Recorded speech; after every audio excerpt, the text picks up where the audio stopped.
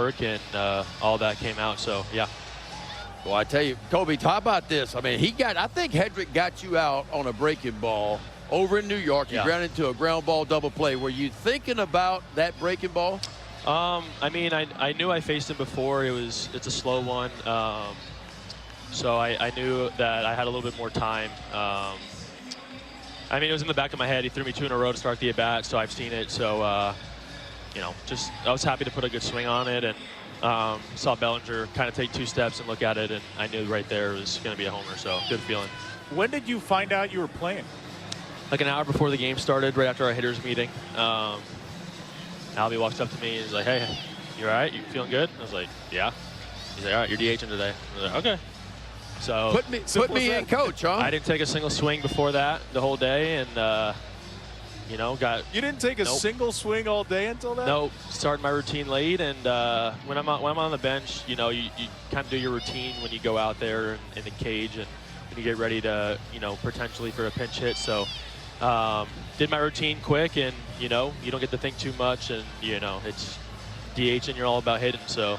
Hey, I'm not superstitious or anything, but it wouldn't hurt my feelings if you took no swings tomorrow either. I'm just saying. You see what Trey Turner said the other day, huh? What did he say? He took 350 swings the day before, took 0 before the game, and went 4 for 5. So. Hey, it worked. And the only swings that matter, Kobe, as you know, is around 635. Yeah. That's the only swings that matter. Yep, exactly. Kobe, awesome stuff. Thank you for hopping on with us here. Congratulations on the big swing, and we'll see you tomorrow. Yep, appreciate Congratulations, it. Kobe. Kobe Mayo and the Orioles are 3-2 winners. Boy, that was fun. Fun couple of games, couple of one-run wins for the Orioles, and this is how it ended. Blaze Alexander stretching with every inch of his 5'11" frame to tag Jose Caballero. Nunez the save. Oriole pitching was great. Rob will cover it all coming up next on O's Extra.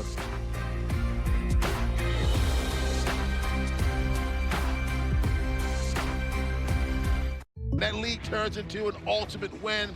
What an exciting night at the Yard. O's fans loving it. What a 7th inning. Going into that inning with a no-hitter for the Yankees, and the Birds put together 3 hits in that inning and a walk and scoring 3 runs, and the bullpen shuts it down. Let's take a look at tonight's game summary. Ben Rice has been, he's been murder for the Baltimore Orioles this year. A 2-run home run, his 13th of the year. That happened in the 3rd inning. Ryan Weathers, 6 innings of no-hit ball. For Kobe Mayo, he capped it off after Adley Rutschman breaks it up. His 4th home run of the year. That's all in the 7th inning. Joining us right now, former pitcher, now analyst, Ben McDonald. Ben, Rob, what a night. Boy, it doesn't get any better than that, does it? What a night, man. That was a heck of a game. It was. That's exciting Monday Night Baseball right there. But it all started offensively in the 7th inning with Adley Rutschman. Beautiful base hit to the opposite side, as you would call it, the backside of the field. Backside of the field, and that's where a lot of hits are. And I think a lot of the Orioles are starting to realize that with 2 runners in scoring position. But that 1 for 2, that one was a big swing. And the difference in the ball game was this for me. The Yankees just torched the Orioles in New York. They hit 475, Rob, for 4 games with runners in scoring position. The Yankees 0 for 6 tonight with runners in scoring position. That was the difference in the ball game. That was the difference in the ball game. Ben, in this game, I know often when you're the 9th inning pitch in a closed game, you get the save. However, taking nothing away at all to anyone. But I think the save happened in the 8th inning when you're facing 2, 3, and 4 in the lineup. Going right through the heart of that lineup, and you take what you got. The Orioles were clean on defense, Rob. That's always a big part of this. They really fielded the ball well tonight. And so, big-time win for the Orioles. That's 2 in a row, and that's 4 losses in a row for the Yankees. Ron Helsley is going to come back, and when he comes back, he's going to have 2 guys with so much experience now for possibly the 7th and 8th inning, the Nunez and Garcia. Yes. I mean, look, this bullpen has a chance, Rob, to be really good. It was only a couple of weeks ago this Oriole bullpen was 8th best in Major League Baseball. Now, there's been some hiccups along the way since then, and of course, they've kind of gone up instead of going down where they wanted to as far as ERA goes. But when Helsley comes back and solidifies the back end of this bullpen, they're going to have 2 or 3 guys back there. If they take a lead into the 7th inning, Rob, got a very good chance of hanging on to it. That's 2 games in a row, 2 starts in a row, Ben. How impressed are you with the grit of Brandon Young. He's showing me a lot, Rob. I think his last start out for me, I mean, he really showed me something. He gave up 3 runs, and a lot of young pitchers in the first inning give up 3 runs like he did against the Marlins, and then he just went 5 shutout, only allowed 1 hit. Well, he did it again tonight. He made the mistake to Ben Rice and got a ball that was elevated, a breaking ball. Ben Rice hit it for a 2-run homer. But look, he battled his tail off tonight. Goes 5 1/3, 2 earned runs, walks 3 and strikes out 5. And so you're starting to see a young guy. Only his 17th big league start for me, Rob. But Brandon Young is starting to grow up in a lot of ways. And he's starting to figure out where his ball plays the most. We talked about he dropped his arm slot down a little bit. Yeah. He's got a little hop to the fastball, but it's got a little bit of left to right movement to it. And when he gets it to the upper quadrant, that fastball, the upper quadrant, that strike zone, that's where it plays the best. He threw the curveball behind it, showed some good split-finger fastballs too, some two-seamers as well. So, look, he's doing a really good job for the Orioles right now. Hey, man, our producer Sully caught me while I was having my delicious Vita tacos. I know. Today. I saw that. You was trying to get a little meal in right in the middle of the ball game. That's all I'm trying to do. Ben, it's going to be hard for us to top this one tomorrow, but let's try. I know. We're going to try to do it, try to win this series tomorrow, Rob. Birds win this exciting Monday night baseball game here at the Yard, 3-2. 6 innings of no-hit baseball, and then all of a sudden, Adley Rutschman goes opposite field.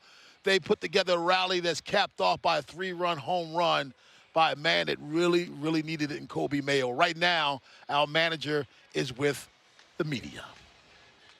Yeah, for sure, for everything you said. I mean, Kobe works hard, he cares a lot, and, you know, for him to come through right there was huge. For him, for us, you know, it's a late scratch ambush for him, but all of our guys, but to his credit, like, prepared. He was ready, prepared, and that's a tough matchup. Like, that lefty, like, he has some reverse split numbers. The slider's real. Like, it's a real tough matchup. He did a great job of getting that slider up and then putting a good swing on it. Before the game, we were talking about how when you faced him last week, it was like a punch in the face. I know all wins are important, but is it more important considering what happened last week? Yeah, I think it's more important just because of how the game was flowing, right? Getting no hit pretty much all game. BY command was not his best, and he knows that, but he did a great job of just keeping us in it. And our bullpen was outstanding, you know, to kind of give us a chance. And there was a lot of small things that added up to us getting to that spot, whether it was, you know, Pete's plays at first with the PFP plays. You got D barehanding the ball, going over and touching the base. T.O.'s at bat. Before that, like, that was one of the most gangster at bats I've seen. Being able to hit a home run, hook and foul, and then to be able to lock it back in and work a walk to kind of set up everything. So, yeah, it was a lot of really good things. Can you touch more a little bit on Tyler O'Neill? You know, two strikeouts leading into that bat, and then just an emotional at bat with the foul, nearly striking out that next pitch, and then working, I think it was 9 pitches to get on base to set up Kobe. Yeah, T.O.'s credit, man, he's been outstanding in the sense of it's kind of new for him not playing every single day.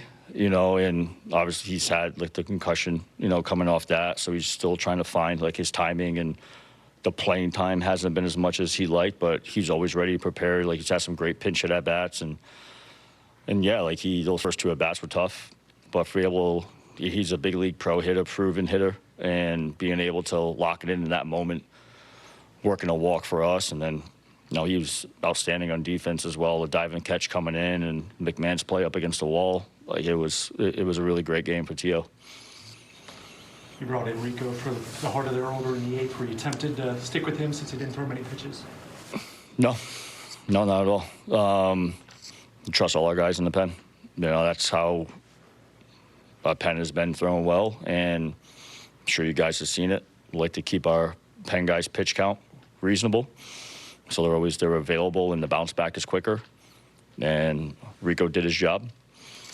It was pretty electric stuff tonight. Those are 3 really good hitters in the middle of that lineup, and then we feel confident we give it to Nunez.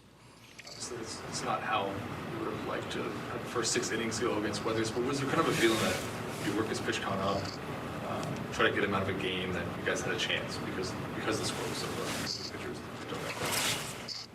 Yeah, we tried to get his pitch count up, but it wasn't too high, to be honest with you. Like, he was throwing the ball extremely well. He was throwing a ton of strikes with every pitch. He did a great job with his changeup. The sweeper was keeping guys honest, especially our righties, on the outside lane. And then he did a great job of, sticking to the sinker into righties. And with his stuff, when he's dotting like that, it's a tough at-bat.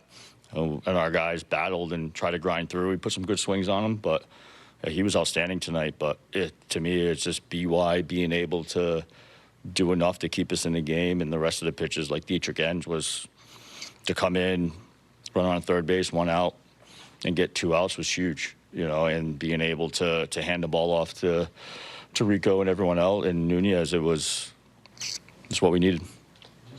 How's Basayo feeling? Was he able to play that? Yeah. Basayo is fine and will be fine. Yeah. What is your opinion on Basayo's work calling the pitches in a game like yesterday at such a young age? And what is your opinion on his development as a hitter for the entire month of May, being such a young prospect? What is his condition? Is going to be okay? Yeah, it's been awesome. Basayo's work, 21 years old, playing the toughest position in the game. I would say the toughest position in all of sports, how demanding it is, both physically and also mentally. You have to know 13 pitchers and know 13 hitters going into a game, navigating a lineup, being able to read swings, make adjustments. Like, I don't think he gets enough credit for how smart he is. And when you have those physical gifts and also that head on the shoulders and being 21, like, there's going to be some growing pains, but also the growing pains and learning curve is going to be quicker than most. And Basayo has all the ingredients to be an impact player in this league, not just in this team. And Basayo, he's been outstanding to watch his development. I pick up the win tonight, but gave his team a chance to win. The bullpen came in and cleaned it up. Brandon Young is not done for the night because right now he is with the media. After that, I think it was like a 29-pitch first inning. It was going to be a challenge to try and get deep in this game, especially against that lineup. Yeah, 100%. It was going to be a challenge going in. Definitely made way too many pitches in the first. Just didn't have the command of the heater, and they were pretty patient early on. But to battle out, finish 5, and even get into the 6 was nice. It was good. And like I said, just a great team win. Rush caught a great game. T.O. made some plays in the outfield, and Kobe with the big-time bomb right there. It's a great win right there. What does a win like this say about what this team can be? We're the same team, day in and day out. Each game, we're giving it our all. Just right there, timely hitting. It couldn't be better than that. Bullpen did a great job too. Yeah, it says a lot. We know we're good. We know we're one of the best in the league. We just got to play and act like it. Maybe you never want to change how you are day in, day out. However, with the way the last series against the Yankees went, was there maybe a little something extra to kind of put the record straight or correct things compared to how you guys played? Sure, no doubt. This is my first time throwing against them, and we want to, prove a point. I always want to beat them.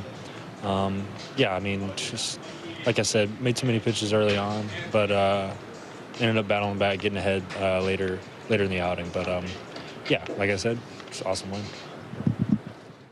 Here are our pitchers of record. Dietrich Enns comes in. He cleans up the inning. His first win of the year. Brett Hedrick, he picks up his first loss of the year. And Anthony Nunez, his second save of the year. Coming in the 9th inning, slamming the